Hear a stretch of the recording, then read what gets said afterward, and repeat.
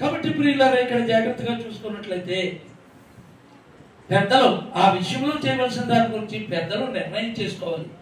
Treasurer కూడా ఉంటాడండి. యేసు ప్రభు సంఘానికి 18 మంది అండి, 20 మంది కూడా కాదు. ఏమండి డబ్బులు దాచి కూడా ఎవడండి? యేసు ప్రభుని ఎవడైతే 30 రూపాయలకి అమ్మాడు వీటి దానికి అతనే ట్రెజరర్ అండి. యేసు ప్రభుకి తెలుదా తమ్ముడని? తెలుదా? కానీ ట్రెజర్ పోస్ట్ అతనికే ఇచ్చాడు. డబ్బులు తప్పి వాడికి ఇచ్చాడు ట్రెజర్ పోస్ట్. ఎందుకంటే డబ్బులు జాగ్రత్తగా కూడబెడతాడు. డబ్బు దగ్గర ఉండిపోయింది ఆయనలోని తయారు చేసుకున్న విశ్వాసం అన్నాడు. వేదమైన మిత్రులను చూస్తే యోధా విశ్వాసం, మేక్ బిలీవ్ ఫెయిత్. పరిశుద్ధాత్మ ద్వారా దేవుడిచ్చిన విశ్వాసం కాదు, పరిపూర్ణ విశ్వాసం కాదు, అసలైన విశ్వాసం కాదు, ఫెయిత్ కాదు, ద్రాక్ష పళ్ళ విశ్వాసం కాదు, జెన్యూన్ ఫెయిత్ అసలైన విశ్వాసం కాదు, మౌంటైన్ ఫెయిత్ పర్వత విశ్వాసం. దేవుడు ఎక్కడ చూసినా కింద 2 గదులు తప్ప నా ఇల్లంతా కూడా దేవుడికి ఇలాగా వాడటం స్థలం. ఎంత అదృష్టం అనుకుంటాను. దీని కారణం నా కొడుకే. కారణం ఏంటి? ప్రతి తండ్రి ఆ అడుగురికి పైన వేసుకుంటాడు అనుకుంటాడు. యవనస్తులు కొడుకులు పెడుతున్నాడు, ఈయన దొచ్చుదామనుకున్నాడు. ఎవడు? పాత భర్త అనేటటువంటి వాడు ఏం చేశాడు? అమ్మో కాకినాడలో మెయిన్ లో పెట్టాడు రా బాబు. సంఘాలన్నీ కూడా వచ్చి యవనస్తులు కూడి పెట్టేస్తున్నాడు. ఇతన్ని ఎలాగైనా మొట్టాలని చూశాడు. ఎక్కడ కొట్టాడు? బ్రెయిన్ దగ్గర కొట్టాడు. దేవుడు ఏమన్నాడు? అబ్బాయి నీవు సరిగ్గా వెనక్కి రావడానికి నిన్ను అనుమతించాను తప్ప నిన్ను చంపను. హల్లెలూయా. 2 డాక్టర్లు కింగ్ జార్జ్ ఆసుపత్రి అవతల ఇంకోటి ఏదో ఆశ ఏదో ఉంది. ఆ 2 కూడా చెప్పలేమన్నారు. ఇప్పుడు ఎలాగన్నాడు? నువ్వు చెప్పితేనే కానీ అతను జబ్బు వచ్చినట్టు ఎవరికి తెలీదు.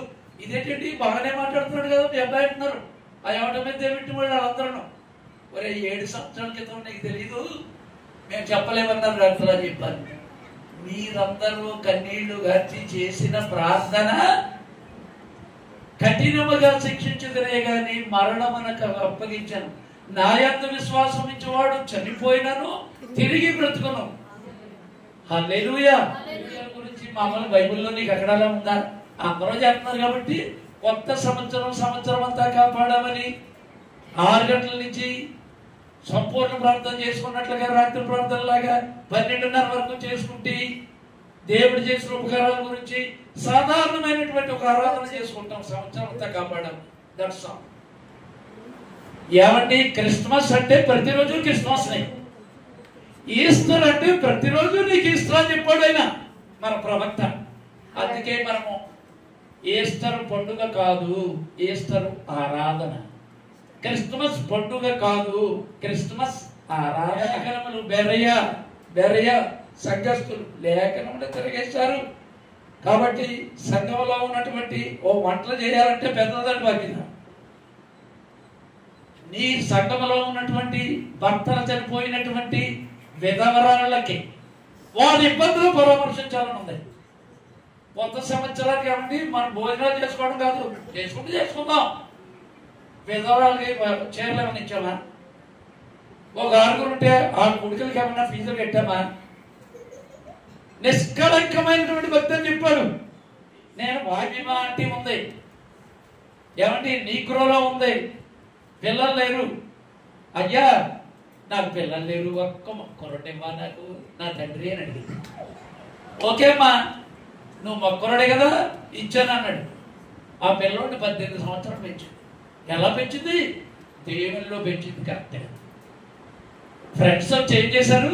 తప్పిపోయిన కుమారులకు తీసుకెళ్ళి సినిమాలు, జోకులు, పిక్నిక్లు, సముద్ర పాటలు ఇదంతా తీసుకెళ్లి మొత్తం అంతా కూడా ఆడపిల్లలతో సంఘర్షణ చేశారు. ఆఖరికి సిపిలిస్ సుఖవ్యాధి వచ్చింది.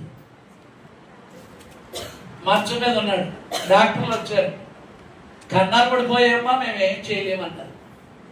నీ కొడుకు అయిపోయాడు, ఇంకా నువ్వేం అతని గురించి బాధపడకని అయిపోయాడు డాక్టర్.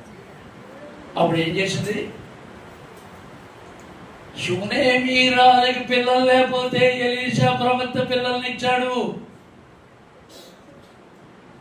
ఏలియా ఎక్కడ ఉన్నాడో నేను అడిగి దేవుడు ఎందుకు నా కొడుకుని తీసుకున్నాడు? నేను అడిగాను, ఇచ్చాడు.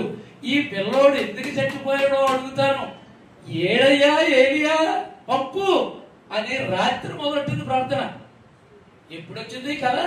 తెల్లవారుజామున 3:30-4 గంటలకి బ్రెన్నకేమ గారు మెంఫిస్ విమానంలో ఉన్నాడు. రాత్రంతా చేసిన ప్రార్థనకి విమానానికి రిపేర్ వచ్చి అక్కడ దించేశారు దేవుడు. ఎవరు కలవలసిన ప్రవక్త ప్రయాణం ఆఫ్ చేస్తారు. దీనికి ఏమండి మీరు వెళ్ళి హోటల్ పోండి, రేపు పొద్దున్న ఈ టైంకి రండి అని చెప్పేశాడు. ఈ లోపల మెకానికల్ తీసుకొచ్చారు. బ్రెన్నహేమ్ గారు ఆ రాత్రి ఫీబాడీ హోటల్లోకి వెళ్ళాడు. శుభ్రంగా పొద్దున్న పోస్ట్ లో ఉత్తరాలు వెళ్దామని అలాగే వెళ్తాడు అనమాట. పొద్దున్నే ఇలాగా పాట పాడుకుంటే వెళ్తాడు. ఈవిడికి దేవుడి కలించాడు. ఒక్క టోపీ పెట్టుకుని, సూట్ కేసు కట్టుకొని, షూట్ కట్టుకొని ఒక ఆయన వస్తున్నాడు. ఇదిగో ఏరియా కావాలన్నావు కదా, వస్తున్నాడు ఏరియా, అడుగో చూడని చూపించారు కళ్ళు. వెళ్ళి బయట నిలబడన్నారు.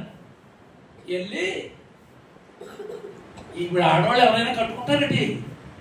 వాళ్ళ ఆయన గారు షర్టు ఏం చేసింది, ఇలా తలపాకు పెట్టుకుంటాడు.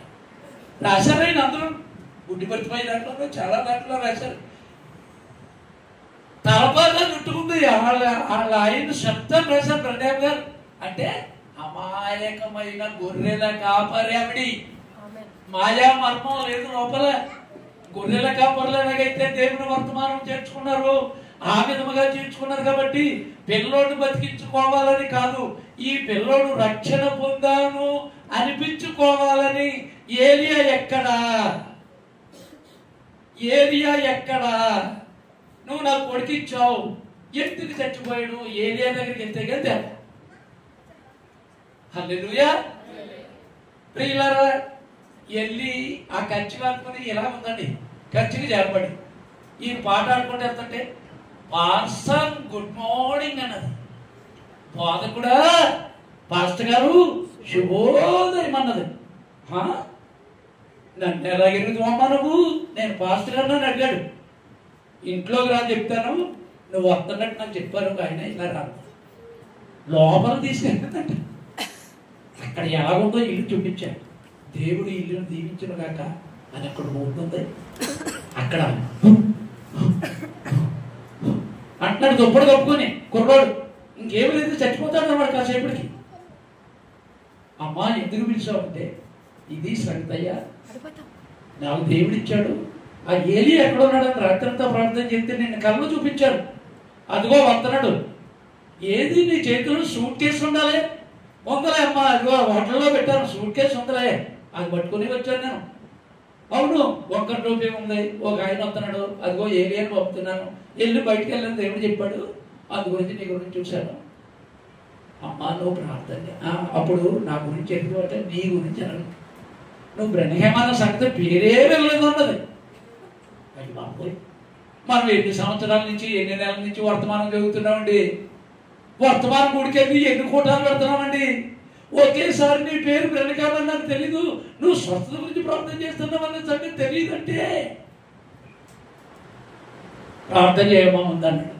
ఈయన ప్రార్థన చేస్తాడు, దేవుడు పంపితే ఆయన ఏమంటున్నాడు, ముందు నువ్వు ప్రార్థన చేయి ఆంటీ అన్నాడు. ఆవిడ ప్రార్థన చేస్తేనట ఏమని చెప్పాడు తెలుసా? గుడ్డిపర్తమైలోనూ నాకు సంకట్లు ఎక్కేసాయి. అస్సలు అలాగే ఎవరు ఎన్నడూ ఎక్కడా చేయలేదు ప్రార్థన చెప్పాడు. అంటే పరిశుద్ధురాలని తెలిసిపోయింది. ఆయనకి ఆల్రెడీ అయిపోయింది. ప్రవక్త వచ్చేసాడు. నా కొడుకు ఏమి లేదయ్యా, అతను రక్షణ పొందారంటే చాలు. ఇప్పుడు మా అమ్మాయి ఎలాగంది, నా కొడుకు తెలియాలి వెళ్తున్నాడు కళ్ళు చూపెడుతుందని ఏడుస్తుంది. సేమ్ అదే మ్యాటర్ ఇక్కడ. ఇప్పుడు నా కొడుకు బతికి నా దగ్గర ఉండాలని కదా చెప్పింది. నేను రక్షించబడ్డానమ్మా అంటే చాలు నాకు అంది. నేను ప్రార్థన చేస్తానమ్మా అని చెప్పేసి ప్రార్థన చేసి ఆమె అనేటప్పటికీ ఎవడి ఒక్క వెలుగు వచ్చేసిందంట. అమ్మా వెలుగు వచ్చిందని బయట వేసివాడు. హల్లెలూయా, హల్లెలూయా. గుడ్డి బద్దమై హృదయంలో నుంచి పరిపూర్ణ విశ్వాసంతో ఆయన అలాగైతే దావీదు కుమారుడు కరుణించమనే కేకలు కాదు, హృదయంలో వచ్చిన పరిపూర్ణ విశ్వాసం ఆపు చేసిందో, ఈవిడు కూడా గాల్లో వెళ్ళే విమానాన్ని ఆపు చేసింది. మనం ఎవరు ఆపు చేసాం? కొత్త సంవత్సరానికి అలాంటిది ఏదన్నా చెప్పడం నీకుందా? అసలు మనం దేవుల్లో ఉంటే ఉంటామే. నా యందు మీరును, మీ యందు నా మాటలను నిలిచి ఉండిన ఎడల మీకు ఏది ఇష్టమో అడుగుడి.